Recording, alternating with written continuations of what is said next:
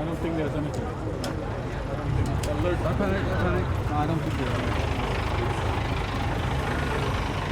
No, it's okay.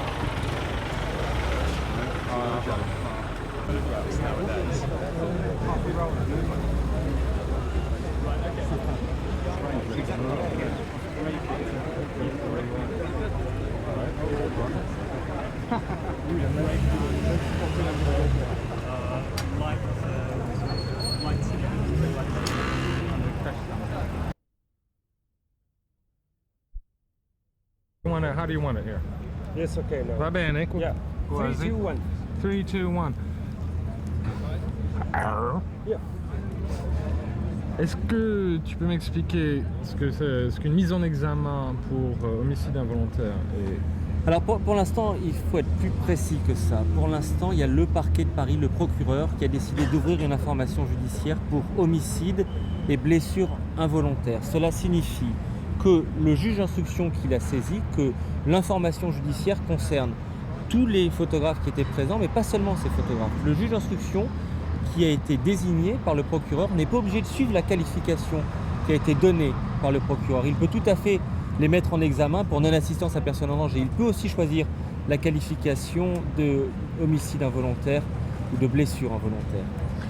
Qu'est-ce qu'on est en train d'attendre à l'heure actuelle? En fait, ce qui se passe, c'est qu'actuellement, les 7 photographes sont dans le bureau du juge. Ils vont être reçus les uns après les autres. Chaque cas est étudié individuellement. Le juge d'instruction estime, au vu des éléments, au vu des auditions des policiers, si le photographe est ou non responsable d'une manière quelconque de l'accident ou quel a été son comportement après l'accident. Chaque cas est vraiment étudié individuellement et le juge d'instruction décidera alors d'une éventuelle mise en examen, d'éventuelles poursuites contre cette personne, voire éventuellement d'un mandat de dépôt ou d'une remise en liberté s'il estime qu'il n'y a pas suffisamment d'éléments dans le dossier qui montrent qu'il est responsable, peut-être même que moralement, de l'accident.